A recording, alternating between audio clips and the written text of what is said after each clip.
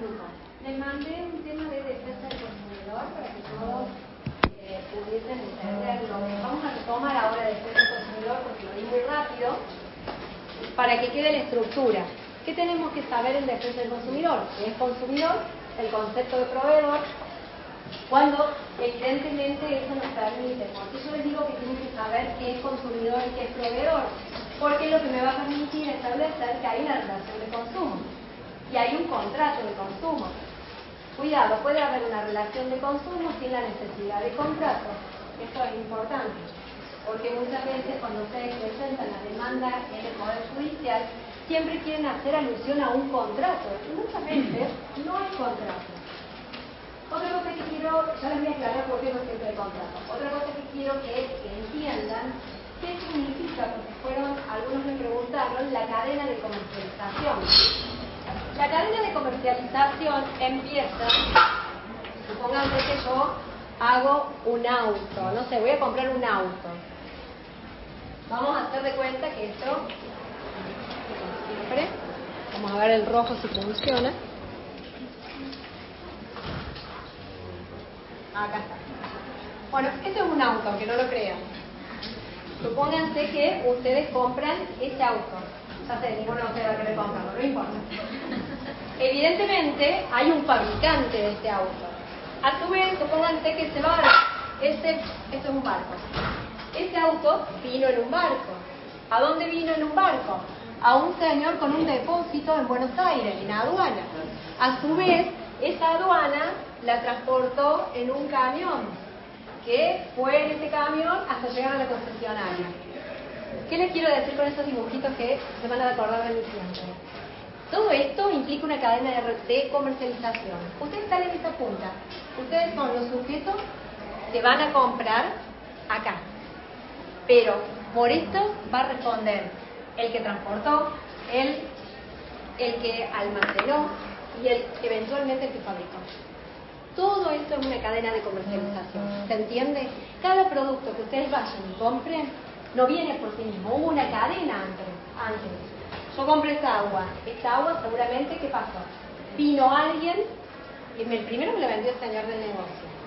El señor del negocio a su vez se le trajo un proveedor, que a su vez se le trajo a alguna otra persona, que a su vez a lo mejor la compró otra empresa. Todos son solidariamente responsables. ¿Qué sucede? Porque yo digo que muchas veces ustedes cuando presentan una demanda de consumo dicen tiene que haber un contrato de consumo, no necesariamente, porque a lo mejor con este señor ustedes celebraron un contrato de compra-venta, compraron el auto, pero si el problema nace de la fábrica, ¿ustedes tienen un contrato con la fábrica? No, ustedes lo celebraron. Entonces miren, acá hay una relación de consumo y no tengo contrato, pero sí hay relación de consumo. ¿Por qué? Porque deriva de esa cadena de comercialización. ¿Queda clara con esta estructura? Ahora sí vamos a profundizar el tema de los sujetos. Cuando nosotros hablamos... Sí, mucho mejor. Compré uno, pero ustedes saben que tengo un problema cada vez que llego a casa. Hay un chiquitito de 3 años que no duerme hasta que yo llego y va directo a mi carpeta a buscar los resaltadores que tengo. Y le resulta muy divertido apretarlo y hundirlo en la punta. Entonces por eso me van a ver que estoy siempre sin resaltador. Y ante eso, una batalla de un llanto, que prefiero quitarle el resaltador. No debería. Ahora no tengo para borrar, no tengo borrador. No. Es un genio, ¿no? Se merece un aplauso. Nadie te aplaude.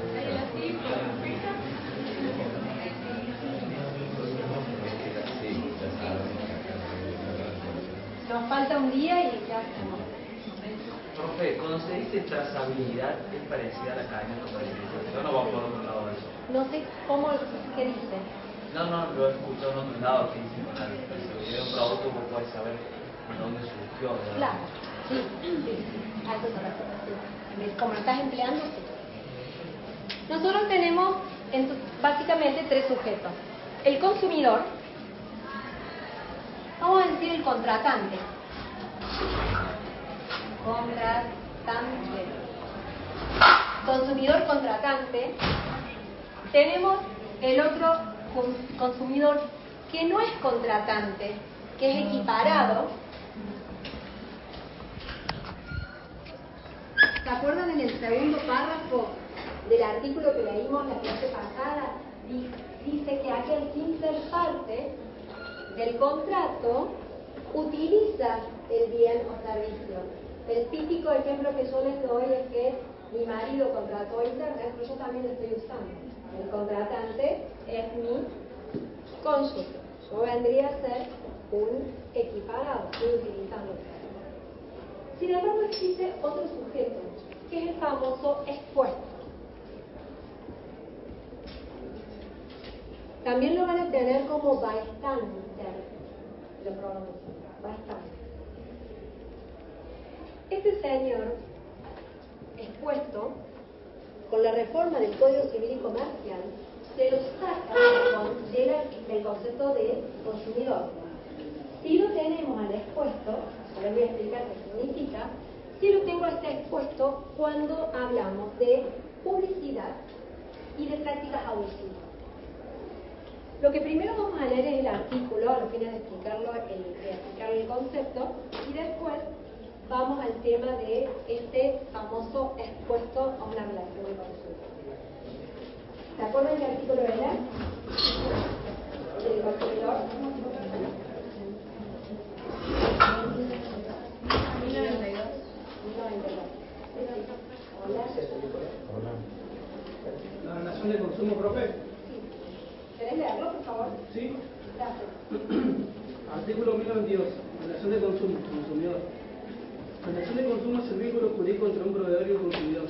Se considera consumidor a la persona humana o jurídica que adquiere o utiliza en forma gratuita u onerosa bienes o servicios como criterio final en beneficio propio o de su grupo familiar o social. Queda equiparado al consumidor quien, sin ser parte de una relación de consumo como consecuencia o en ocasión de ella, adquiere o utiliza bienes o servicios en forma gratuita u onerosa, como destinatario final en beneficio propio o de su grupo familiar o social. Perfecto, gracias. Ahí tenemos el consumidor contratante, que le llamamos nosotros, o consumidor directo también lo pueden llamar. Hay distintas denominaciones, pero sí sepan que es aquel que estableció el vínculo directo. Y el equiparado es el segundo paso. ¿Quién es el expuesto? El expuesto es aquel sujeto que no es consumidor directo, no es consumidor indirecto, pero que puede verse perjudicado o se perjudica en virtud de una relación de consumo. Hay un caso que yo se los pasé a ustedes, que es un caso mosca, que da origen justamente a esta teoría del consumidor expuesto. Se trataba de un señor en un taxi que llevó a unos periodistas hasta una cancha. Y en la cancha él deja a los pasajeros, se produce un problema, una pelea, se tiran piedras y le pegan un ojo y le generan una incapacidad. ¿Era un sujeto contratante? No, porque no entró a ver el partido, ni tampoco era equiparado. Entonces era expuesto a una relación de consumo. Para que ustedes lo vean de forma más práctica, hay un fallo de la Corte de Mendoza que es muy interesante, donde una niña sufre y la mamá sufren, se cortan porque iban pasando por la vereda, se cae una vidriera y se cortan. Entonces, eso, ¿era consumidores? No, estaban simplemente caminando por la vereda. Puede ser que ustedes acá, después de esta clase, se van a estudiar con el Código Civil y Comercial el bar del lago. Muchos toman una cerveza, yo paso caminando, se cae la cerveza, explota y me genera cortes a mí en mi persona. Yo estoy expuesta a la relación de consumo. El Código Civil y Comercial lo excluyó. Sin embargo, la jurisprudencia en muchos casos está volviendo a dar lugar a esta figura del expuesto. Sí lo tenemos para las personas en cuanto a las prácticas abusivas y sí lo tenemos en cuanto a la publicidad del servicio, pero no lo tenemos en el concepto de consumidor. Ustedes tienen un apunte que justamente habla que es de Noemí Nicolau, que es del famoso expuesto. Recuerden que puede ser consumidor una persona jurídica o una persona humana. El criterio distintivo que yo voy a tener es que el producto se compre para insertarlo al proceso productivo, a esta cadena que yo les dije. Si se inserta, no es para consumo personal, por lo tanto se aplica y se convierte en proveedor y no en consumidor. Si yo compro un celular para mi uso, soy abogada, litigante, compro un celular y lo uso en mi trabajo, ¿qué vendría a ser yo? ¿Proveedor o consumidor? Pero lo uso, lo inserto al proceso productivo. No lo uso para mi vida privada. Proveedor. Se queda dentro del ámbito. Lo que pasa es que no está claro el ejemplo. Normalmente el celular se utiliza para uso personal, pero una empresa que paga la luz, por ejemplo, ¿es consumidor la empresa? ¿O no? Consumidores. Puede ser consumidor. Hay que analizarlo en el caso concreto. La empresa utiliza internet. Puede ser consumidora, puede ser consumidora. Depende el típico. El caso que se utilice. Si yo compro ruedas para armar un auto, evidentemente no soy consumidor. Se inserta el proceso productivo. No sé si entienden la diferencia. Si se va entendiendo la finalidad. Mis ejemplos son muy de laboratorio, no existen. Pero es para que ustedes entiendan que si yo me incorporo al proceso productivo, entonces me convierto en proveedor. Otra cuestión que tenemos que ver en relación a esto es el concepto, cuando hablamos de proveedor, que puede ser una persona pública o privada. Entonces, si yo estoy hablando que puede ser pública o privada, el Estado puede ser proveedor. Y se le aplican las reglas de la legislación. Tengan en cuenta, cuando yo hablo del famoso ¿está bien escrito? No se olviden que está escrito. Hay que ver, yo les apunté también un artículo del doctor Tales, porque hay dos posiciones doctrinarias. ¿Cuándo se considera proveedor? Hay autores que sostienen que la clave está en la profesionalidad, que sea un profesional.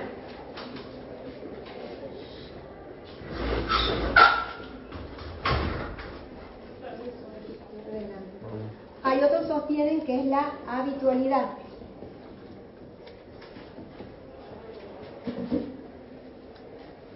La mayoría de la doctrina sostiene que lo que distingue la nota tipificante que hace que sea un proveedor o no es la profesionalidad. Tales le hace crítica a este concepto. Sostiene que no, porque en realidad lo que haría la diferencia es el fin de lucro o no, si tiene fin de lucro la actividad que se realiza. Pero a esto, la contracara es que la ley sostiene que el proveedor puede hacer su actividad de manera gratuita. Entonces él llega a una conclusión, si ustedes leen el mismo libro, él llega a la conclusión que proveedor es aquella persona que si busca fin de lucro, con un solo acto ya se convierte en proveedor. En cambio, la persona si necesita, si no lo hace con fin de lucro, necesita ser habitual. Para que lo entienda con un ejemplo. Si yo vendo tortas, supóngase que ahora que aprendí a hacer tortas. Aprendí a hacer tortas, qué bien que suena.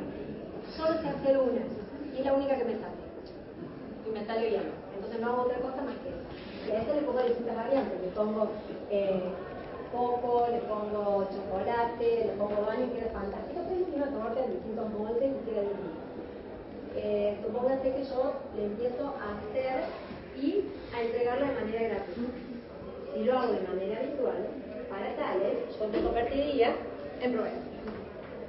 Ahora, si yo vendo esa torta, tengo fin de lucro, porque una vez lo vendo de manera que sea profesional en la actividad, que tenga conocimientos técnicos, ya sería proveedor. ¿Se entiende? Lo que no les quiero confundir, simplemente para que vean que el concepto no está claro. Es una demostración de que tienen que analizar, si llega un cliente, tienen que analizar muy bien en dónde están parados. Por eso les estaba diciendo el tema de celulares, son consumidores, no son consumidores, genera duda. Entonces yo lo que simplemente les estoy alertando que no son cosas tan claras. ¿Queda claro, valga la redundancia? ¿Sí? Sí. Con eso terminamos consumidor y ahora sí empezamos con lo que me interesa a mí, que es la bolilla número 2. ¿Alguna duda sobre el consumidor? No.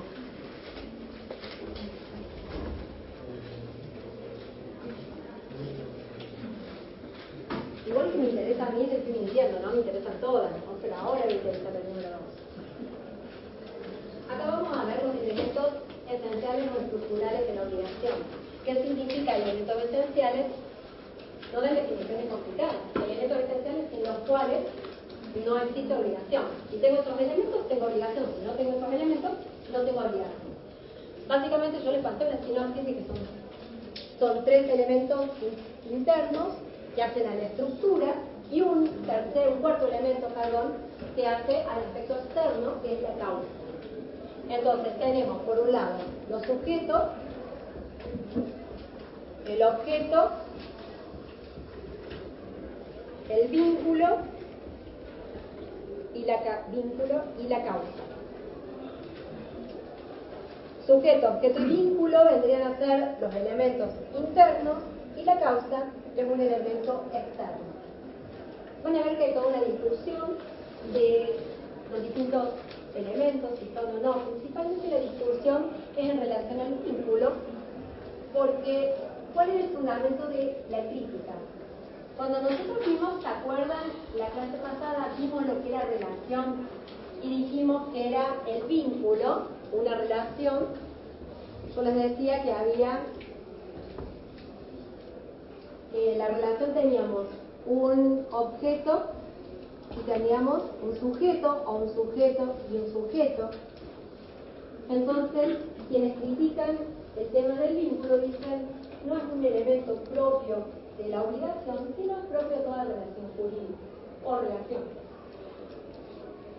Pizarro y Vallespino consideran que el vínculo es un elemento. Para la cátedra es un elemento estructural y el fundamento es que ese vínculo tiene una particularidad propia en las obligaciones. ¿Y cuál es? Que hay un poder jurídico del acreedor de exigir algo y un deber jurídico del deudor de realizar determinado comportamiento. Básicamente, crédito y deuda.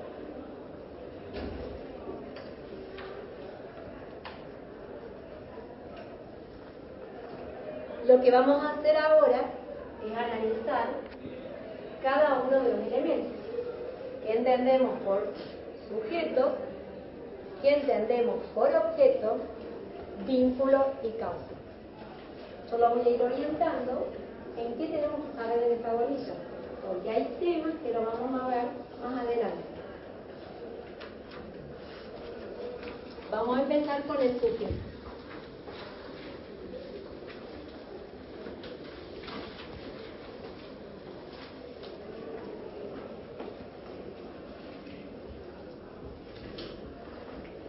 Siempre tenemos que tener presente, cuando hablo de obligaciones, que tenemos que tener dos sujetos. No nos olvidemos de los sujetos. Siempre necesito tener dos sujetos, uno en el polo activo y otro en el polo pasivo. Desde el momento que me desaparece un sujeto, yo ya no estoy hablando de obligación. El típico ejemplo es por confusión. Yo le debo algo a alguien y termino agregándose bien, por lo tanto se confundió. O yo tengo una prenda sobre el auto de ustedes y después termino adquiriendo el vehículo. Imagínense que tengo una prenda sobre mi propio vehículo. No, se confundió. La obligación se extinguió. Entonces siempre tengo que tener la permanencia del sujeto. El sujeto puede ser una persona pública o una persona humana, privada, y jurídica y humana. O sea que ahí entramos todos. Una doble clasificación. Vamos de nuevo. Humana y jurídica. Y si es jurídica, es pública o privada.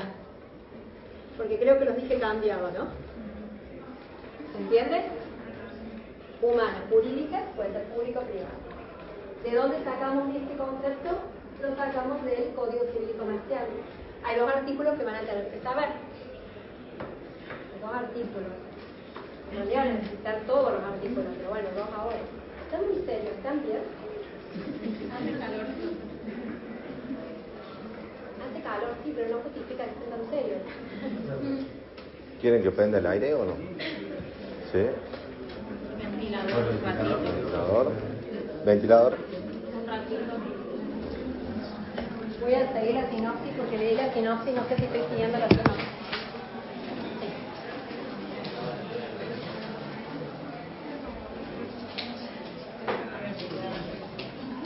Le puse elementos esenciales de la obligación, creo que dije...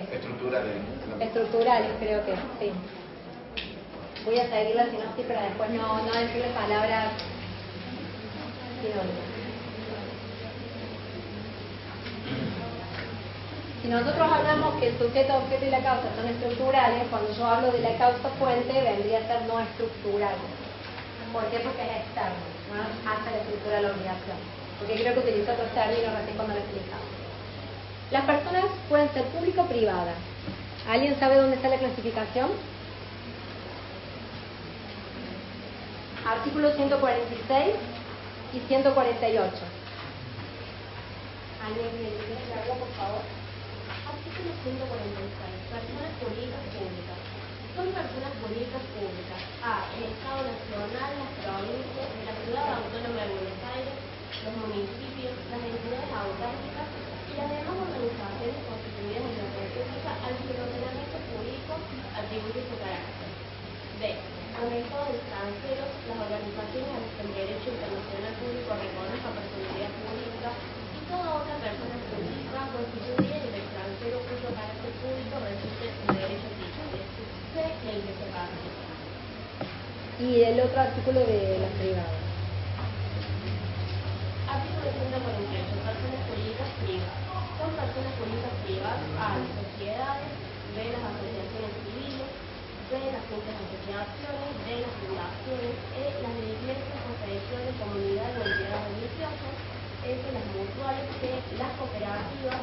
El consorcio de propiedad horizontal y todo otro contemplado en las disposiciones de este código o en otras leyes de cuyo carácter de tal se establece o resulta de su finalidad y normas de funcionamiento.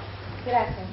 Entonces, tenemos que saber cuáles son las personas jurídicas. Es una pregunta muy fácil de parcial que generalmente le suelo poner 3 preguntas y la cuarta como para que les vaya bien y normalmente no fallen en esta pregunta. Entonces, es fácil, el Estado es más. ¿Se acuerdan que en la otra clase iban repitiendo? ¿Qué tenían que ir repitiendo? Derecho personal y derechos reales, ¿no se acuerdan?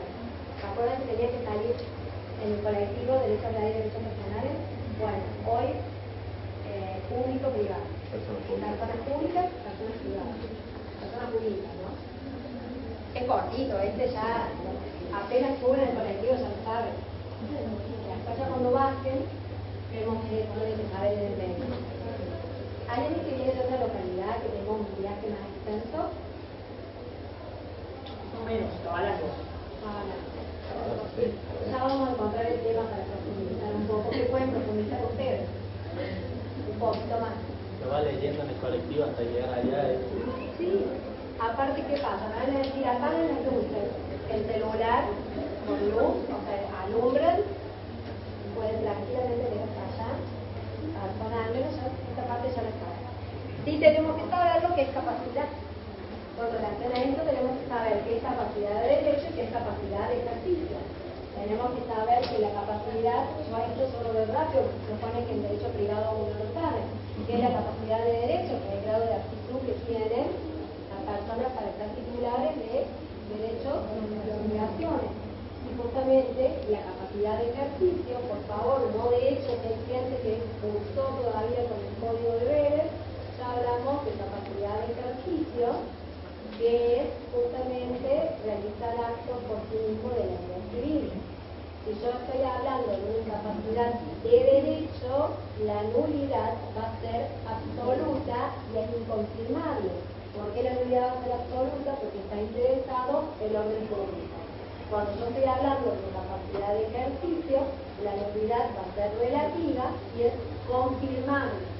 Recuerden que nosotros no tenemos en la capacidad de derecho una enumeración taxativa de lo que es capacidad. tengo una enumeración, porque sería imposible reproducir todos los derechos que nosotros tenemos. Pero sí podemos encontrar supuestos específicos de incapacidades enumeradas que no se pueden cumplir mediante representantes. Es decir, hay una habilidad. Yo sé cuesta que en un juzgado no puedo comprar un bien que sea objeto de subasta en mi mismo juzgado, pero tampoco lo podría hacer alguien en representación misma. Distinto a la incapacidad de ejercicio, que yo ahí lo puedo suplir por un representante o bien por un apoyo, depende del alcance de la sentencia.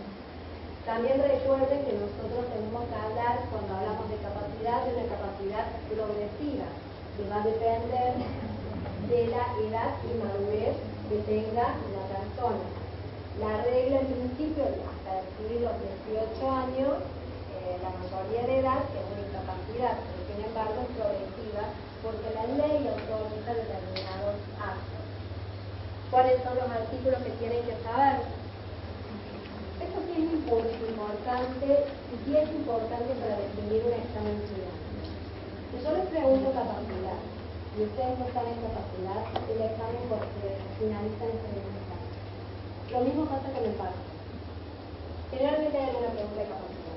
La pregunta de capacidad, el que no lo sepa, directamente el parcial va a tener un 2 y va a venir a un examen recuperatorio. El tema de capacidad es que realmente lo manejan, porque es la segunda vez que lo ven, se lo vieron en el privado 1, acá se ven con clase y después ya no lo ven más. Entonces necesito que ustedes lo sientan desde acá. Vamos a leer el artículo de capacidad de derecho en 22. Capacidad de derecho. Toda persona humana goza de la aptitud para articular de derechos y deberes públicos. La ley puede privar o limitar esta capacidad respecto de hechos, simples actos o actos jurídicos determinados. Y capacidad de ejercicio. Capacidad de ejercicio. Toda persona humana puede ejercer por sí misma sus derechos, excepto las limitaciones expresamente previstas en este código y en una sentencia judicial. Y el 24, incapacidad de ejercicio. Personas incapaces de ejercicio. Son incapaces de ejercicio. La persona por nacer. La persona que no cuenta con la edad y grado de madurez suficiente con el alcance dispuesto en la sección 2 de este capítulo. La persona declarada incapaz por sentencia judicial en la extensión dispuesta en esta decisión. Gracias. Importante porque sé que hay gente que estudió por Vélez. Van a encontrar que hay autores que hablan de incapacidad absoluta e incapacidad relativa. Nosotros no estamos utilizando esta clasificación, una clasificación que tenía Vélez, que fue totalmente derogada. Sin embargo, cuando los autores hablan de absoluta y relativa, se está refiriendo justamente a las personas por nacer, por ejemplo, que tienen incapacidad absoluta, quienes pueden ejercerlo por medio de sus representantes, los derechos, y generalmente una sentencia judicial cuando haya una persona no puede disponer de ningún tipo de acto, no puede ser un estado vegetativo, una situación pero realmente extrema. Cuando habla de absoluto y relativo se refiere a eso y no a la clasificación tradicional que tendría pensar. Y por supuesto el artículo 25 y el 26, alguien más que lo lea, por favor, vamos a hacer el 25. Artículo 25. Menor de edad y adolescente. Menor de edad es la persona que no ha cumplido 18 años. Este código denomina adolescente a la persona menor de edad que cumplió 13 años. Artículo 26. Ejercicio de los derechos por la persona menor de edad. La persona menor de edad ejerce sus derechos a través de sus representantes legales. No obstante, la que cuenta con edad y grado de madurez suficiente puede ejercer por sí los actos que le son permitidos por el ordenamiento jurídico. En situaciones de conflicto de intereses con sus representantes legales, puede intervenir con asistencia letrada. La persona menor de edad tiene derecho a ser oída en todo proceso judicial que le concierne, así como participar en las decisiones sobre su persona. Se presume que el adolescente entre 13 y 16 años tiene aptitud para decidir por sí respecto a aquellos tratamientos que no resultan invasivos, ni comprometen su estado de salud o provocan un riesgo grave en su vida o integridad física. Si se trata de tratamientos invasivos que comprometen su estado de salud o está en riesgo la integridad o la vida, el adolescente debe prestar su consentimiento con la asistencia de sus progenitores. El conflicto entre ambos se resuelve teniendo en cuenta su interés superior. sobre la base de la opinión médica respecto a las consecuencias de su realización o no del acto médico. A partir de los 16 años, el adolescente es considerado como un adulto para las decisiones atendientes al cuidado de su propio cuerpo. ¿Podrían leer esta emancipación, la sociedad? Sí, tiene emancipación. Artículo 27. Emancipación. La celebración del matrimonio antes de los 18 años emancipa a la persona menor de edad. La persona emancipada goza de plena capacidad de ejercicio con las limitaciones previstas en este código. La emancipación es irrevocable. La nulidad del matrimonio no deja sin efecto la emancipación, excepto respecto del cónyuge de mala fe, para quien cesa a partir del día en que la sentencia pasa en autoridad de cosa juzgada. Si algo es debido a la persona menor de edad con el clauso de no poder recibirlo hasta la mayoría de edad, la emancipación no altera la obligación ni el tiempo de su exigibilidad. Ya que seguimos con los actos, Artículo 28. estamos recordando, estamos leyendo, porque una pregunta perfectamente puede ser algo prohibido o con autorización judicial que pueda realizar el emancipado. Artículo 28. Actos prohibidos a la persona emancipada. La persona emancipada no puede, ni con autorización judicial, a. aprobar las cuentas de sus tutores o darles el requisito. B.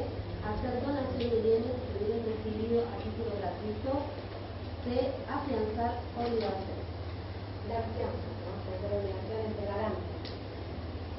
Y actos sujetos a autorización judicial. Artículo 29. El emancipado requiere autorización judicial para disponer de los bienes recibidos a título gratuito. La autorización debe ser otorgada cuando el acto sea de sola necesidad o de ventaja directa. Ya que estamos en el último, ¿no? Artículo 30. Persona menor de edad con título profesional habilitante. La persona menor de edad que ha obtenido título habilitante para el ejercicio de una profesión puede ejercerla por cuenta propia sin necesidad de previa autorización. Tiene la administración y disposición de los bienes que adquiere con el producto de su profesión y puede estar en juicio civil o penal por cuestiones vinculadas a ello. Y a esto estamos leyendo para que ustedes anoten cuáles son los artículos que van a tener que saber. El artículo 32, personas con capacidad restringida y con incapacidad. Tienen las funciones que se van a dar. Artículo 32. Persona con capacidad restringida y con incapacidad. El juez puede restringir la capacidad para determinados actos de una persona mayor de 3 años que padece una adicción o una alteración mental permanente o prolongada de suficiente gravedad, siempre que estime que el ejercicio de su plena capacidad pueda resultar de un daño a su persona o a su bien. En relación con dichos actos, el juez debe designar el apoyo necesario que prevé el artículo 43, especificando las funciones con los ajustes razonables en función de las necesidades y circunstancias de la persona. Él o los apoyos designados deben promover la autonomía y favorecer las decisiones que respondan a las preferencias de la persona protegida. Por excepción, cuando la persona se encuentra absolutamente imposibilitada de interaccionar con su entorno y expresar su voluntad de cualquier modo, medio o formato adecuado y el sistema de apoyo resulta ineficaz, el juez puede declarar la incapacidad y designar un jurado. Gracias. Vieron el último párrafo, por excepción, que justamente habla de la capacidad progresiva que tiene la persona. Básicamente esos son los artículos que tenemos que saber en relación a la capacidad. Son poquitos, o sea que no te voy a buscar otro porque público privado, esos artículos y algo más, porque o sea, con 15 tenemos un artículo. ¿Viajas todos los días? Hasta el jueves. Y los que vivimos cerca, Los vamos a gestionar, en 2 segundos ya les organiza la vida, no se preocupen. 2 segundos, déjame pensar nada más. Cuando llegas me estás haciendo la comida. Estás devolviendo algo calentando en el microondas, ¿qué podés hacer? ¿Ver algo? Podría poner la clase como un podcast, me va cocinando, acomodando, Es buena idea. escuchando. qué amigo, qué amigueo. ¿Hay alguien que maneje acá? ¿Nadie maneja? Manejando, en vez de poner el celular, lo conectas y vas escuchando. Muy de moda. Ah, claro. Ya se nos complicó. Entonces no, el moto no, tienes que estar atento, escuchar, el casco, no. Entonces no. Pero bueno, hay muchísimas posibilidades de estudio. ¿Qué tenemos que saber? Que este sujeto tiene que estar determinado o sujeto de determinación. Nosotros ahí solo usamos un ejemplo de sujetos que pueden estar sujetos de determinación. De indeterminación, tengan presente. El hecho de que sean indeterminados significa que se van a determinar por un proceso posterior, porque si lo tengo indeterminado no tengo obligación. Lo importante es que tengan en cuenta es que en algún momento van a ser determinados, individualizados. Y esta es la parte que quiero hacer referencia, porque los ejemplos que doy acá, que creo que eso puede haber generado en los exámenes finales algún problema, los ejemplos puse obligaciones ambulatorias, propterren, promesa de recompensa, oferta al público, estipulación a favor de terceros. Todas estas formas las vamos a ir viendo, no las voy a adelantar, pero todo lo vamos a ver. Lo que sí ya vimos son las famosas propterren, que las propterren son aquellas que nacen en virtud de la existencia de un derecho real o de posesión, derecho de dominio o posesión, en todo caso podemos hablar. La propterren no significa que los sujetos sean indeterminados, significa nace y es determinado porque hay alguien que es titular, pero en el devenir, en el proceso del tiempo, puede surgir esa indeterminación. No sé si alguien administra o cobra expensas. Normalmente cuando ustedes adquieren un inmueble, inmediatamente les dicen, por favor, comunicale al administrador que son el nuevo propietario. ¿Por qué le vamos a comunicar al administrador? Porque el administrador va a estar interesado en comunicarles a ustedes, que son los nuevos propietarios, cuánto deben de expensas. Eso no nos libera a ustedes. Aun cuando no le comuniquen al administrador, van a ser los autores de la expensa. Y van a empezar a correr intereses, porque ustedes es una diligencia que tienen que hacer ustedes. Pero hay una indeterminación y si en ese momento, cuando vaya la persona que les cobra a ustedes las expensas, no va a saber quién es la persona que tiene que pagar. ¿Por qué? Porque cambia la titularidad del inmueble. Pero se entiende que no es que están indeterminados desde el inicio. Están indeterminados, están determinados, pero puede en el proceso de la relación darse una indeterminación que es temporaria y sobreviviente, ¿no? Al nacimiento de la obligación, que es este cambio de titularidad. Muchas veces se produce el tema del boleto de compraventa. Entonces ahí hay que resolver cómo vamos a hacer, a quién le cobramos, al antiguo propietario o quién tiene boleto de compraventa.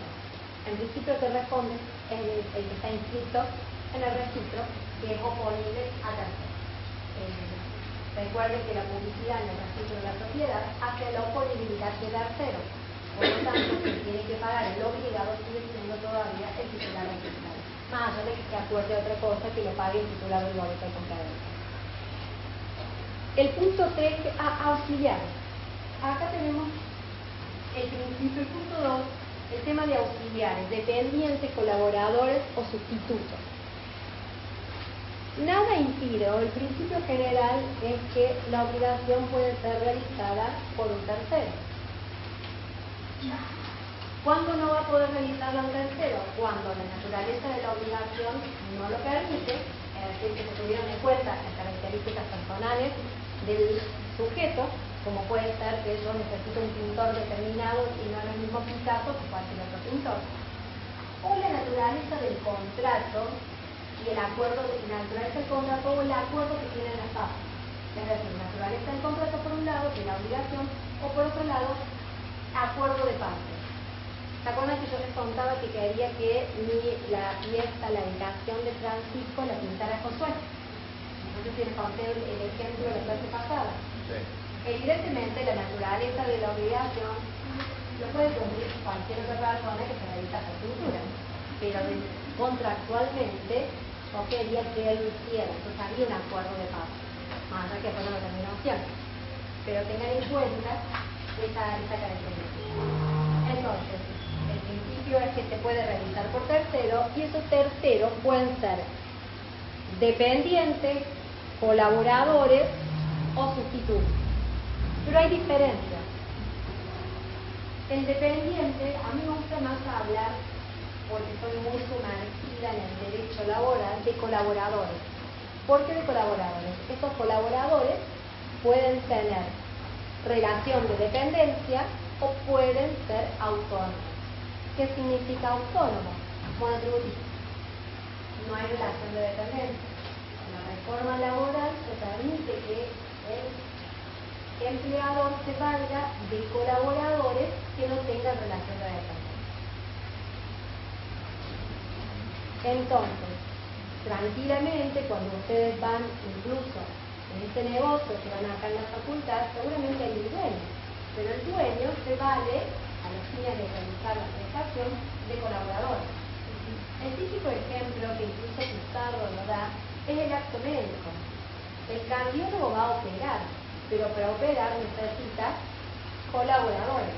Y esos colaboradores que asisten al acto este que es complejo, el acto médico es mucho complejo, entonces son colaboradores que pueden estar en relación de dependencia o de manera autónoma. La característica que tienen es que no tienen mucha independencia en cuanto a decisiones. Se encuentran subordinados a la orden de la persona que tiene que realizar la obligación. ¿Me siguen hasta acá? Porque la diferencia con el sustituto es que el sustituto tiene mayor autonomía y va a reemplazar al deudor. Va a ir directamente en nombre del deudor a hacer determinada conducta. Ahí el tema del sustituto hay que mirarlo desde el punto de vista contractual, porque hay que ver si el contrato admite o no la sustitución. Si ustedes son abogados, para realizar llevar un determinado juicio, puede ser que el cliente le firme un poder a ustedes y a varias personas del estudio. Entonces, si ustedes no pueden ir, ¿quién va a ir? Va a ir un sustituto a la audiencia. También se van a valer de colaboradores, secretarios, que les llevan las cosas, que les buscan y hacen los trámites, pero ustedes son los responsables. Así ustedes hagan el acto por medio de colaboradores o sustitutos, siempre el responsable es el obligado. Independientemente que después pueden ejercer una acción de reposición, independientemente que tengan contra el dependiente o la persona que les está colaborando, ustedes siempre son responsables.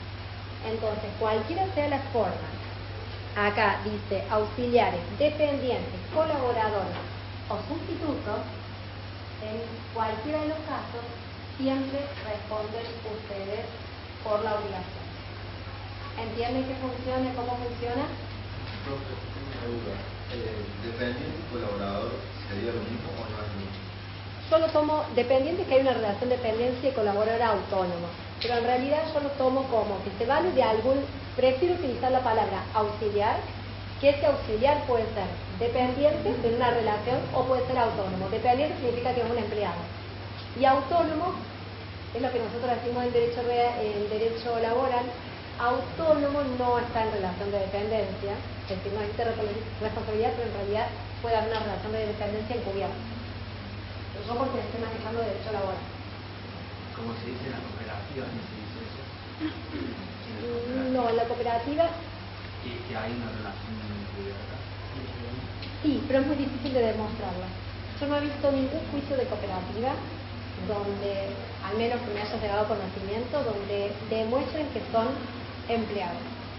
Porque es encubierto, es verdad, hay una relación de dependencia, pero está tan bien hecho porque los hacen participar en los dividendos, en las asambleas, en todo, de manera tal que es muy difícil demostrar que haya una relación de dependencia.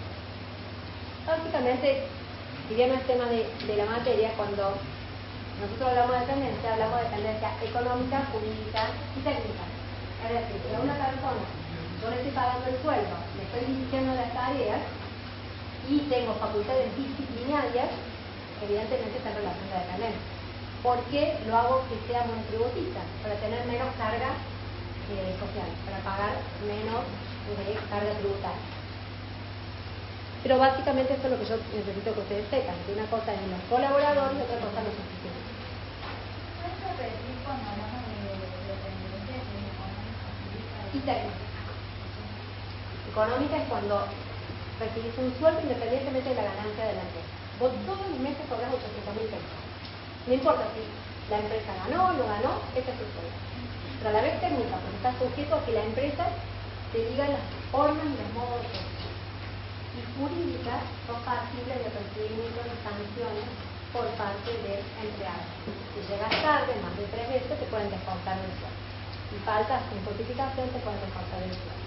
Te pueden apercibir si maltrataste a alguien en la empresa. Eso es la dependencia pública. Ahora con esto terminamos. ¿Queda claro lo que es sujeto? Sí. Creo que los colaboradores pueden o no tener relación de dependencia, ¿no? Sí, por eso son colaboradores, pueden ser dependientes o no dependientes, autónomos. En caso de la muerte de un deudor, sería ahí autónomo. La muerte de un deudor pasa a los sucesores. Pero no sería colaborador.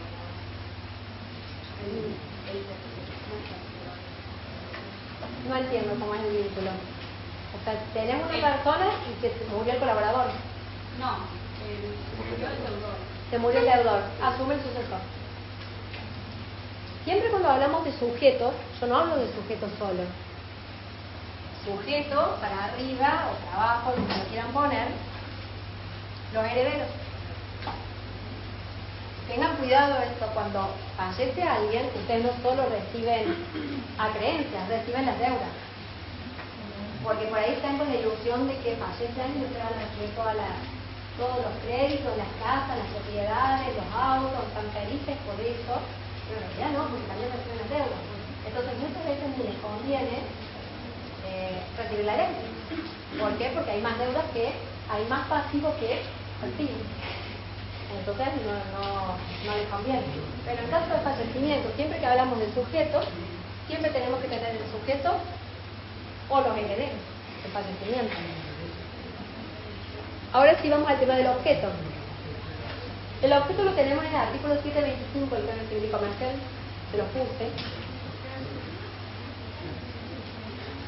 Van a ver que hay distintas teorías en relación al objeto. ¿Hasta acá vamos todo bien con el desarrollo? ¿Están todos contentos entendiendo? Traten de no elaborar grandes conceptos complejos. Se van a confundir. Empecemos de a poquito. A fin de año van a saber conceptos complejos. Pero ahora tratemos de utilizar un lenguaje llano, jurídico, pero tratemos de no complejizar. Bueno, está bien, no me sale completarlo. Cuando hablamos del objeto, básicamente lo que decía la clase pasada, hay distintas teorías. Nosotros no nos vamos a centrar en la teoría. Vamos a decir qué considera la cátedra objeto, que es el comportamiento debido por parte del deudor que va a satisfacer el interés del acreedor, básicamente. Yo acá les puse prestación, conducta futura del deudor para satisfacer un interés del acreedor. Es más que una mera conducta del obligado, es una conducta que tiene por finalidad satisfacer el interés del acreedor. Entonces, si yo les pregunto cuál es el objeto, ustedes me pueden decir que es la prestación, pero que es la prestación es el comportamiento que debe llevar a cabo el deudor para satisfacer el interés del acreedor. Es por eso que en algunos libros van a ver que tiene dos elementos. El objeto, la conducta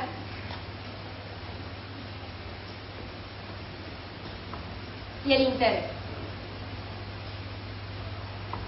Y acá donde me detengo, el tema del interés, que ahí es donde yo le decía la clase pasada que este interés puede ser patrimonial o extra patrimonial. Es distinto a la conducta en sí, que el objeto va a ser siempre patrimonial. Ahora, el interés del acreedor puede ser extrapatrimonial, artístico o beneficencia.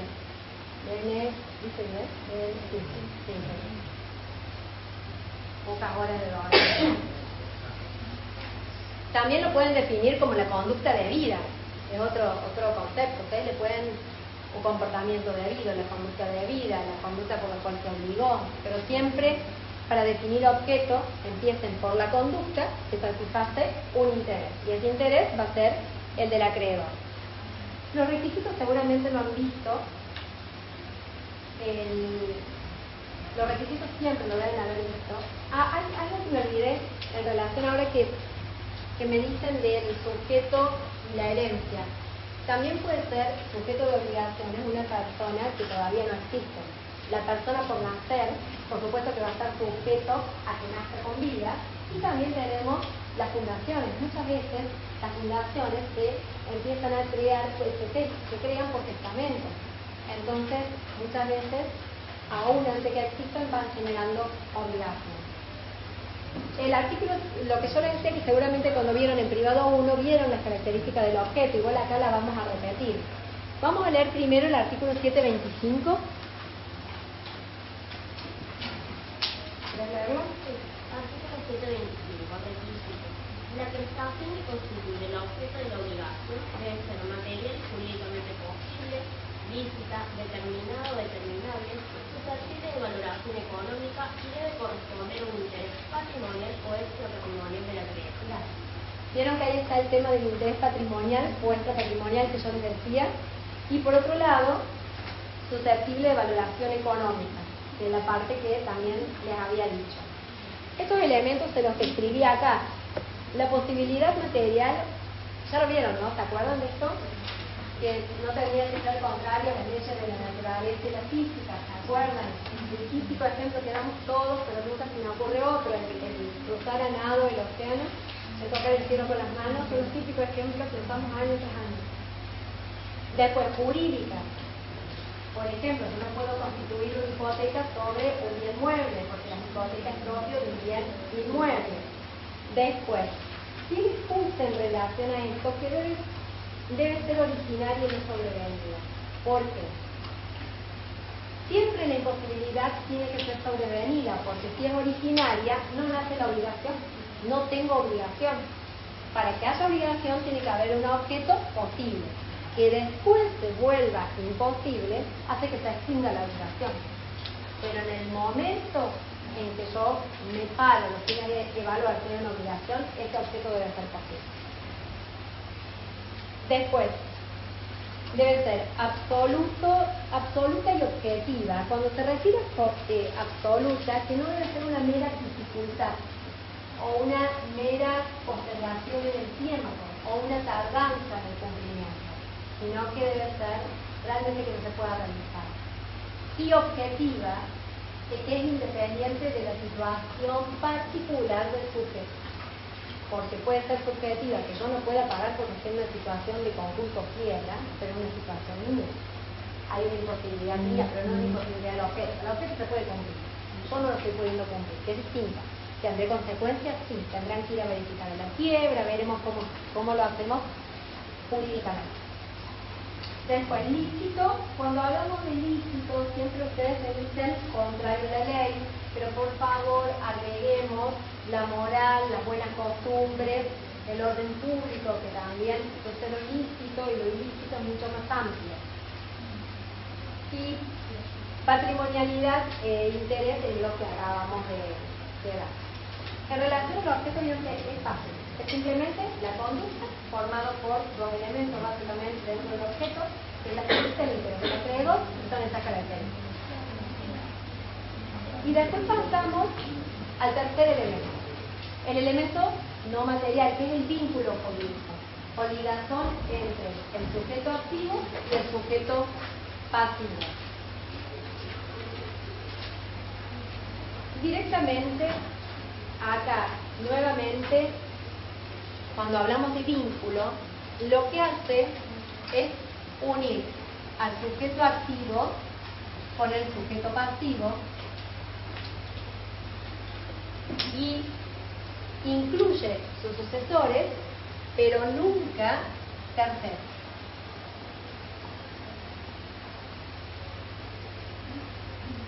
Siempre que estemos hablando de obligaciones es entre dos partes. El tercero no pertenece a la relación. Por lo tanto, este vínculo no lo afecta. Sí, este tercero va a tener que reflejarlo, que lo hablamos la clase pasada.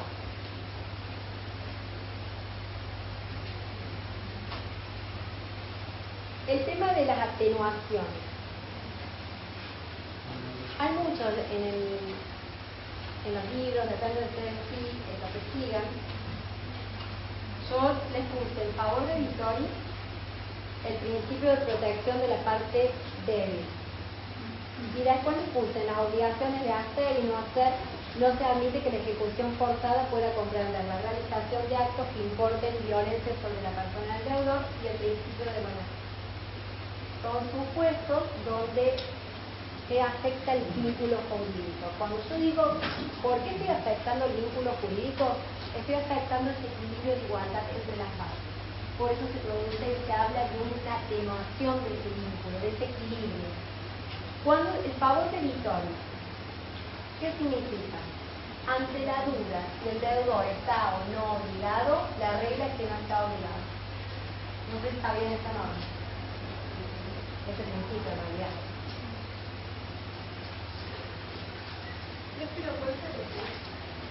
Es una presunción a favor, no sé quién me preguntó. ¿Vos? ¿Allá? Es una presunción a favor del deudor, que ante la duda si existe o no la obligación, se va a considerar que no existe.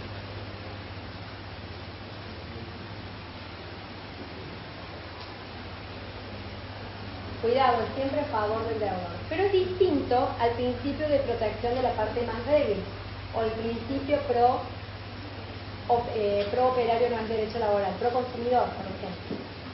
¿Por qué es al revés? Porque en el consumidor, en general, la parte débil es el deudor. Entonces se invierte el famoso favor de victoria. ¿Me siguen hasta acá? Ah, tengo la tendencia a correr. Cualquier cosa me avisan y pago. ¿Quién dijo que se invierte el favor de victoria? Claro, porque en el principio indubio pro consumidor, ahí la parte débil es el deudor.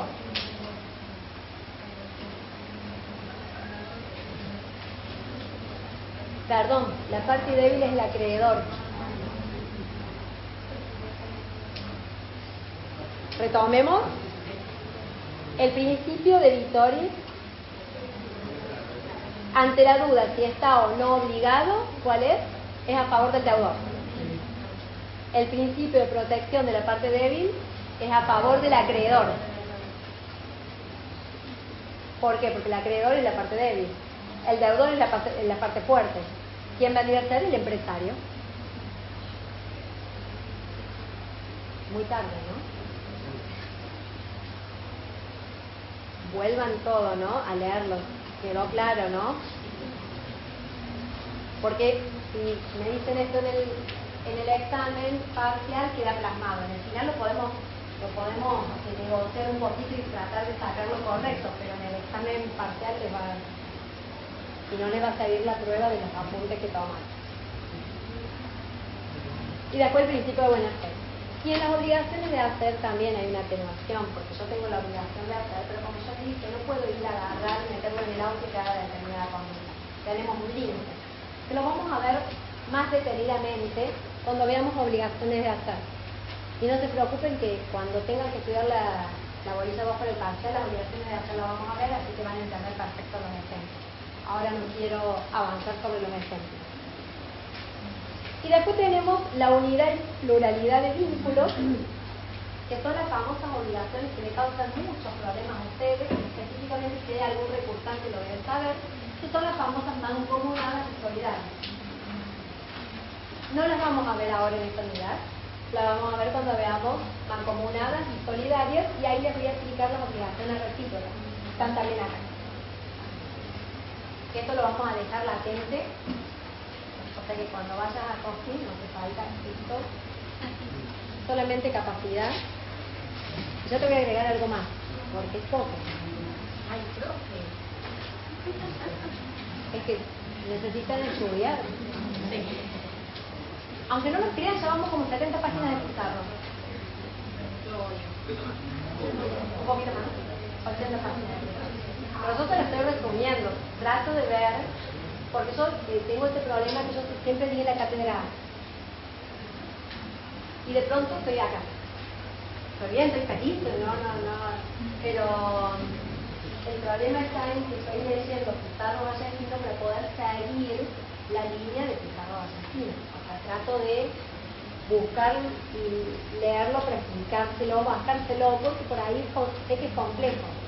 A mí no me resulta complejo porque tengo muchos años que estoy en esto, pero en general suele ser complejo Pizarro Vallecino, al menos recuerdo cuando yo estudié en ese momento, me resultó complejo. ¿Cátedra quién sale? El doctor Tales, sí. Ya lo van a ver que les pongo muchos ejemplos del doctor Tales, porque bueno, soy un poco fan del doctor Tales. Bastante fan, según los alumnos del año pasado. Así que bueno. Vamos con el tema más lindo, causa. Sé que lo estoy llevando corriendo, pero van entendiendo, sé que estamos corriendo, pero vamos.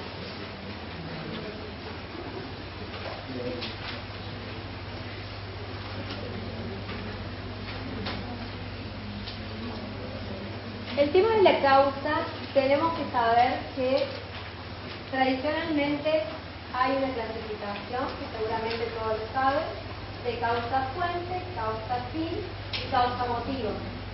Causa fuente también lo denominan causa eficiente, como más les guste a ustedes. Tienen que entender la causa eficiente. Yo acá reconozco que les puse una definición bastante, me venía riendo yo cuando la estuve leyendo, es bastante compleja. Miren lo que les puse. Conjunto de fenómenos aptos para generar una relación jurídica obligatoria. Es compleja la definición. Sí, bastante. Todo es complejo, profe. Sí, porque me venía y me digo relación, conjunto de fenómenos aptos para generar una relación jurídica obligatoria. Igual que linda. No es mía, pero la debo haber acabado de explicar antes. Miren, en la naturaleza se produce todo el tiempo. Si ustedes tienen una determinada consecuencia, es porque tuvo una causa. En el mundo de la naturaleza, sí, les pasó humedad en su casa, es porque hubo una causa, la lluvia. Esto es exactamente igual en el mundo jurídico. Si yo tengo un derecho, es porque existió algo que generó ese derecho. Puede ser un contrato, una declaración unilateral de voluntad. Ya vamos a ver qué es supuesto. Pero básicamente causa-fuente se refiere a eso. Algo previo al derecho. Si yo tengo un derecho, es porque ese derecho surge de algo que lo generó. Por eso normalmente se habla de presupuesto de hecho. La palabra generalmente, yo no sé por qué le puse esa mucho más compleja.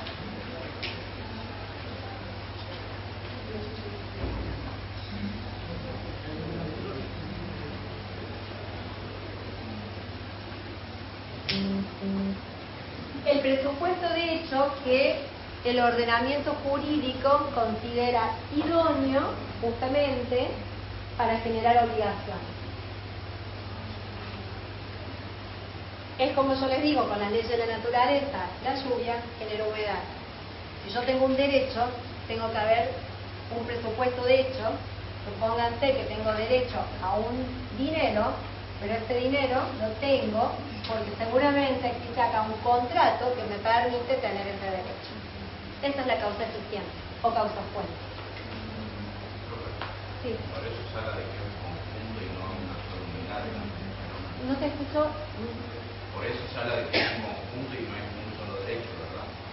En realidad la definición dice conjunto de fenómenos. Acá ubica conjunto de presupuestos de hecho. Puede ser uno, puede ser varios, depende. Puede ser un solo contrato, un solo instrumento que genera derechos. Una compraventa que genera determinados derechos. Puede ser una cadena de comercialización que genera determinados derechos. Y tiene que haber algo. Acá yo les puse, no sé si en el apunte de ustedes tienen, en el mío no lo tengo, pero cuando hablamos de las principales fuentes normativas de causa, tradicionalmente, quien lee Pizarro, Vallespino, otros autores, hay toda una discusión de cuáles son las causas fuentes. Hablan justamente cuáles eran las clásicas del derecho, hay otras que se han eliminado, entonces hay toda una discusión. Nosotros nos vamos a centrar solamente en las que yo les enumeré, las causas normativas, que son la ley, el contrato, hechos ilícitos. Y yo no sé si a ustedes les puse alguna otra declaración unilateral, les puse esto porque... Sí. ¿Está? Enriquecimiento sin causa, ejercicio abusivo del derecho, gestión de negocio. Perfecto. Todo eso son generadores de obligaciones. Cuando hablo de la ley, son supuestos, son obligaciones que surgen directamente de la ley. Es decir, en el presupuesto, de hecho, acá yo tengo a la ley. ¿Y esta ley qué hace? Generar obligaciones. Ustedes van a ser abogados. Y son abogados que tienen que guardar secreto profesional. El secreto profesional, ¿quién lo impuso? La ley. Hay un deber de alimentos hacia los niños, van a ver en familia también, en el caso de los progenitores. La ley impuso obligación. Después tenemos otra fuente por excelencia, que es el famoso contrato, que es una especie de acto jurídico en virtud de la cual dos o más partes crean, modifican derechos y obligaciones. Lo tenemos en el artículo 957, que es la definición de contrato. Estamos todos viendo ejemplos de causa-fuente.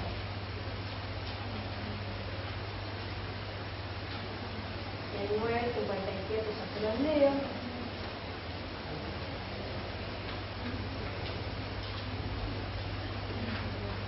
Contrato es el acto jurídico mediante el cual dos o más partes manifiestan su consentimiento para crear, regular, modificar, transferir o extinguir relaciones jurídicas patrimoniales.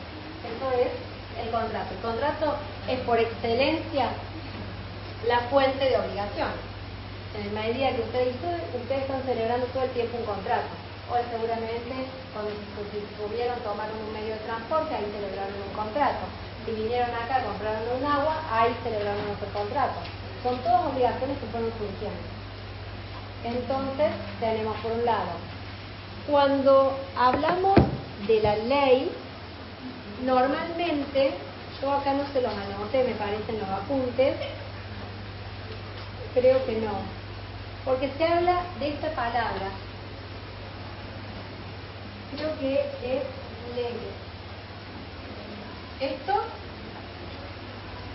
palabra significa de la ley, que la obligación no surge de la ley, porque muchas veces van a encontrar esa palabra y no van a encontrar solamente la palabra ley. No recuerdo si Gustavo Vallespino lo trata como así, como esta palabra, o dice ley. Es ley, sí, dice eso. A eso se refiere, ¿no? Sí, en el programa está. Dice que ley. Sí, de la ley, básicamente.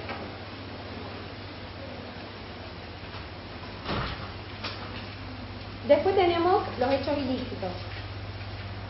Cuando yo estoy hablando de hechos ilícitos, tenemos que saber que se trata de un daño no justificado, esto lo van a ver en la especialidad, que tenga una relación de causalidad adecuada y un factor de atribución subjetivo u objetivo, a los fines de atribuir ese hecho justificado.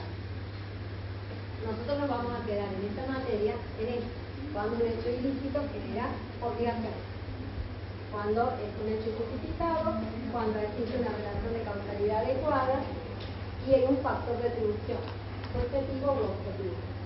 Subjetivo tiene el doble de culpa, objetivo, por ejemplo, la obligación de seguridad. Sí. ¿Qué significa que es un factor de atribución? En virtud del cual responde la parte. Puede ser un factor subjetivo, el dolo o culpa. Si hiciste una actividad con dolo, vas a responder con dolo. O la culpa, depende del menos grado.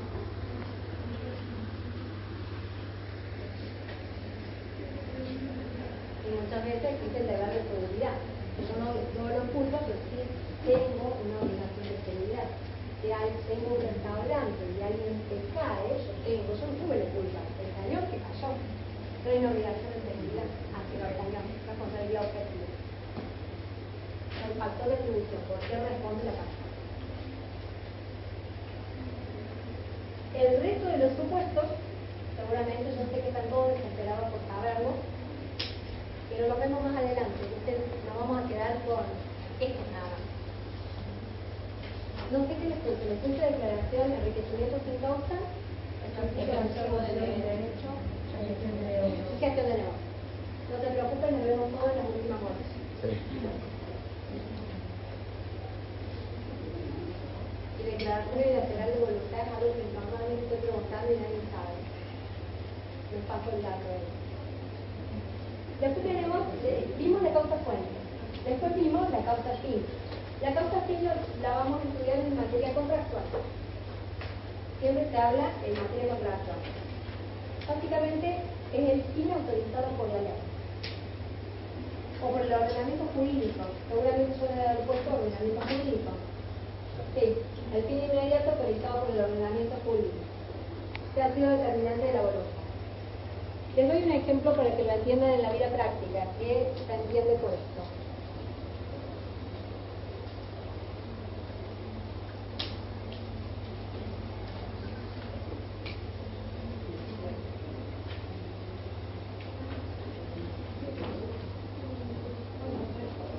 Supónganse que yo tengo acá, celebro un contrato. Acá tengo un señor y un señor. Estos dos, el señor y la señora como quieran, estos dos hombrecitos o personitas van a celebrar un contrato. Y ese contrato genera una obligación de dar el auto. Le pongo auto, puede ser cualquier tipo de obligación. Entonces, ¿cuál es la causa fuente que genera obligaciones? El contrato. ¿Cuál es la causa fin de ese contrato? Es yo hago una compra-venta, es un intercambio de bienes y servicios, la entrega de una cosa por una suma de dinero. Este es el fin establecido por la ley. Siempre que celebro un contrato de compra-venta, la finalidad es un intercambio de bienes y servicios. Distinta a la causa motivo, que es la tercera causa que ustedes tienen. Porque la causa motivo se refiere a los móviles subjetivos que tenían estas personitas para comprar. Pueden ser que yo esté vendiendo este auto porque quiero ir todas las mañanas en auto a mi trabajo. Es algo interno. En general no ingresa a la causa, no forma parte de la causa fin ni la causa fuente. Ustedes la pueden hacer elevar al nivel de causa, la pueden hacer elevar al nivel de causa. ¿Cómo sería un ejemplo? Ustedes celebran un contrato por la cual se comprometen a entregar el auto a cambio de una suma de dinero. Ahí tenemos la causa fuente, que es el contrato, que genera obligaciones y derechos recíprocos, no lo vamos a agregar esto, genera obligaciones y derechos. Pero yo en el contrato establezco que el motivo de la venta es que quiero irme de viaje, por lo tanto el pago debe ser realizado antes del 10 de mayo. Entonces hay un móvil interno, y el móvil interno está incorporado a la causa del contrato. ¿Entiende cómo se elevó? Profe, una consulta. ¿En toda obligación entonces tienen que estar los tres tipos de causa o puede ser que no estén todos? No, en obligaciones solamente tengo la causa actual. Profe, un ejemplo del vestido puede ser. ¿Quién me estaba hablando? Puede ser el ejemplo del vestido que me he dado también.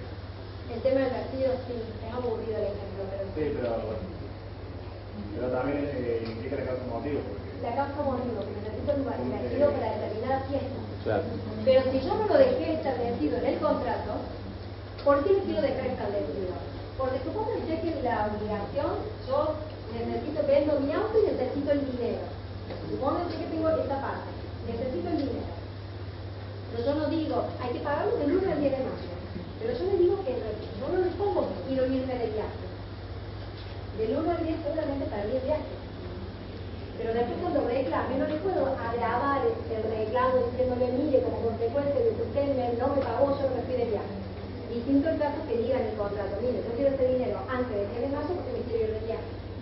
¿Se entiende la diferencia? La gravedad del reclamo y la facilidad de probarlo va a ser mucho mayor. Porque voy a tener un mayor daño, incluso moral en el día, porque a lo mejor es el viaje porque voy por primera vez a Europa. Por ejemplo, le vamos a agregar más cosas. hagan los contratos completos, fundamental hasta los contratos. Pero la causa motivo es un móvil determinante de la conducta, es un móvil subjetivo. Lo pueden incorporar en la causa, lo pueden incorporar o no, pero que diferente. Recuerden, entonces, causa fuente en materia de obligación. Causa fin es aquella finalidad prevista por la ley, que esta es en materia de contrato. Y la causa motivo la puedo o no incluir para que sea parte de la causa fin. ¿Se entiende? ¿Es común que la incluyan? Pero, ¿cómo? ¿Que la incluyan es común? Sí. Sí, entre particulares, no en contrato. Entre particulares del 1 al 10 por el estatuto también. Es buena herramienta. Es una herramienta para grabar la responsabilidad. Sí. Porque no es lo mismo reclamar un incumplimiento, una mora o un incumplimiento, pero hay un relativo un viaje también. Entonces el reclamo, el monto del reclamo es mayor. Entonces, si hay algo claro, si van a hacer un negocio claro, tal vez no necesita mucho porque ustedes van a comprar, van a vender un inmueble para comprar otro. Esta cláusula es que hay incumplimiento, que hay incumplimiento. Y por ahí terminan no comprando los inmuebles. Es muy común.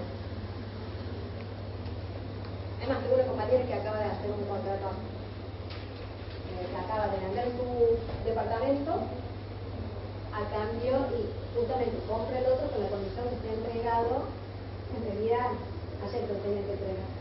Está viviendo en un hotel porque no se lo están entregando. Bueno, ahí tiene una... No es necesario cumplir la causa motivo. ¿Cómo? No es necesario cumplir la causa motivo después. No, está expresada. Puede haber varias. Lo que sí, la otra parte puede probar que hay muy difícil por el trabajo. Quizás porque acaba en realidad la firma hace 2 semanas el contrato, ella vendió su departamento, lo entregó y la casa que compró lo tenía que entregar no ayer. No la tiene, está viviendo, o sea, la va a tener, pero no ahora, creo que la va a tener en mayo. Entonces ahora va a poder reclamar. ¿Pero por qué? Porque está justamente en el contrato. Agravado. Ahora, una vez que terminamos esto, tenemos que ver cómo se prueba el tema de la causa. Porque hay un presupuesto que no existe obligación sin causa. Yo no sé si le puse acá el Sí, código. 726. 727.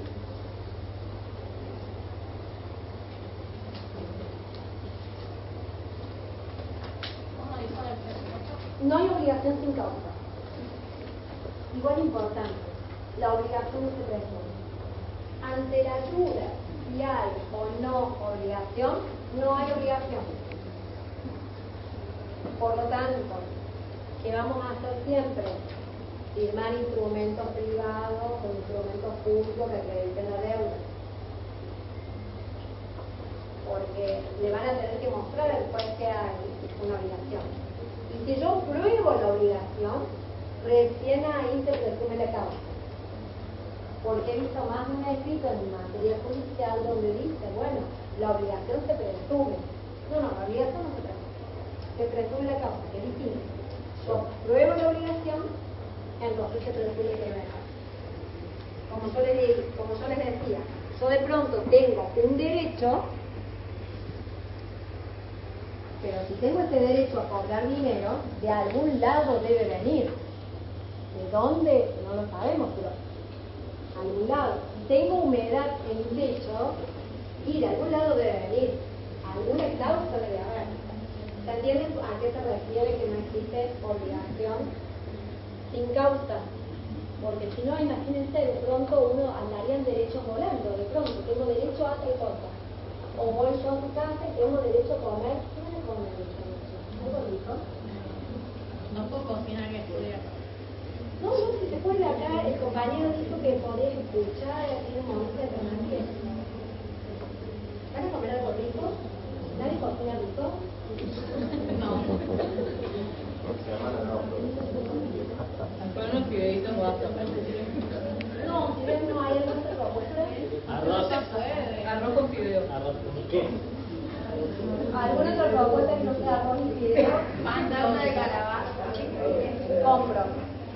Es muy rebuscado, son panchos. Milanesa. No, porque no.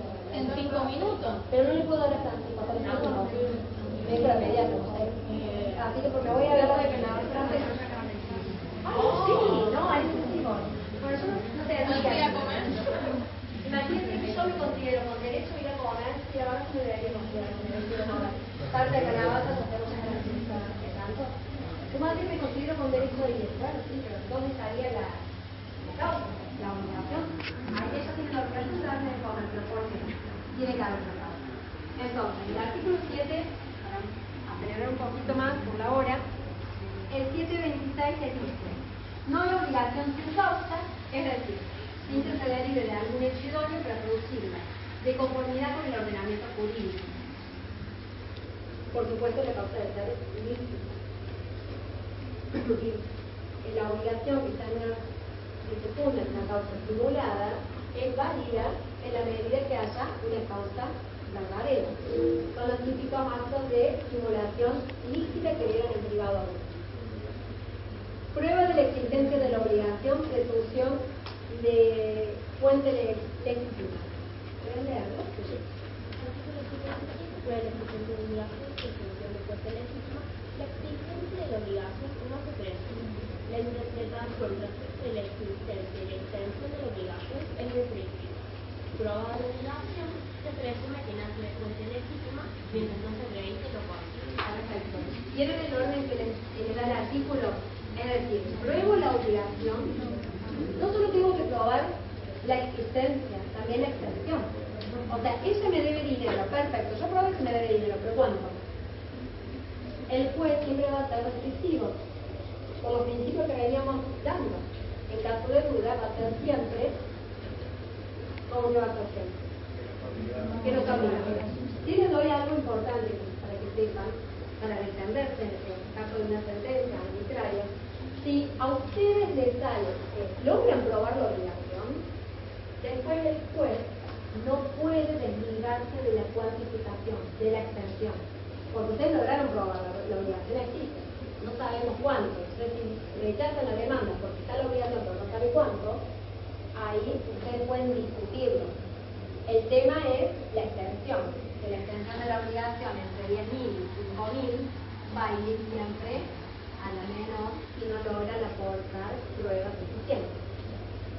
Siempre les sugiero que cuando busquen una demanda pongan en leyenda lo que más o menos resulte de la prueba realista, porque muchas veces la prueba puede dar que en realidad la obligación es mayor. Imagínense un daño y perjuicio, un daño, un accidente es mayor a lo que ustedes estimaron, porque no estimaron bien, porque no tenían presupuesto o porque se equivocaron en la redacción.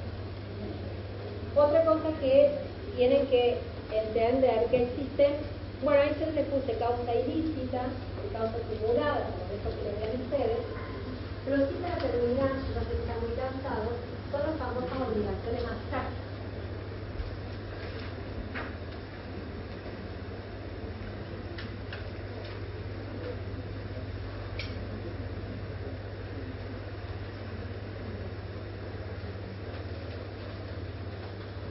El tipo de las obligaciones abstractas, ustedes van a ver que el Pizarro Josefino les dice actos abstractos que generen obligaciones abstractas. Está lindo ese concepto. Actos abstractos que generan obligaciones abstractas. ¿Qué le está diciendo? Muchas veces las personas, por seguridad jurídica, prefieren que una declaración de voluntad se independice de la causa. Con esto, ¿qué le estoy diciendo? Es por ejemplo de un cheque, un pagaré. Normalmente circulan, tiene circulación cambiaria sin necesidad de la causa que lo originó. Porque ustedes cuando libran un cheque, evidentemente es en virtud de algún contrato, de algo que tienen que pagar. Pero el cheque circula independientemente de ese contrato que tenían ustedes. ¿Se entiende? Acá yo hablaba de los derechos. Este derecho a que me paguen circula independientemente. Supónganse que con Rodrigo celebramos un contrato, yo le pago, le doy un pagaré o un cheque, que es lo más común, letra de cambio. Él, ¿qué hace con ese cheque? Ese cheque se lo pasa a uno de ustedes. Ustedes pueden ir y venir a cobrármelo, y no hace falta invocar la causa que en realidad yo tenía con Francisco, el nombre de Francisco, que tenía con él, estoy cambiando el nombre, es la hora. Es la hora. Es la hora. Que tenía justamente con Rodrigo, no necesitan ustedes acreditarme la causa, se maneja independiente. ¿Cómo se cobran esas obligaciones abstractas? Mediante un juicio ejecutivo. El juicio ejecutivo no permite la discusión de la causa. Pero ¿qué pasa? ¿Qué implica el juicio ejecutivo? Es que yo tengo que pagar. Una vez pagado yo puedo reclamar. ¿Cómo lo reclamo? Con un juicio ordinario donde discute con Rodrigo que en realidad yo no le debía la plata a él. Pero eso ustedes son ajenos. Por cuestiones de seguridad jurídica, ustedes no participan de la discusión que yo tengo con Rodrigo. Yo a ustedes les pago. Y después iré con Rodrigo para que me devuelva lo que les pague a ustedes. ¿Se entiende cómo funciona? De esta manera son declaraciones unilaterales, declaraciones de voluntad que se independizan de la causa y circulan. Título de crédito, letra de cambio, pagaré, cheque. Título de crédito en género, ¿no? Los certificados vendrían a ser cheque, declaraciones de voluntad. que se independiza por seguridad jurídica, se independiza de la causa. ¿Qué permite la celeridad del tráfico negociado? Porque si tenemos que ir a un juicio a reclamar, es mucho más fácil ir a un juicio ejecutivo con un cheque, hacemos circular y después, bueno, veremos en un juicio ordinario con posterioridad. Pero yo obtuve mi satisfacción de todo. ¿Se entiende cómo funciona? ¿Todo el mundo entendió?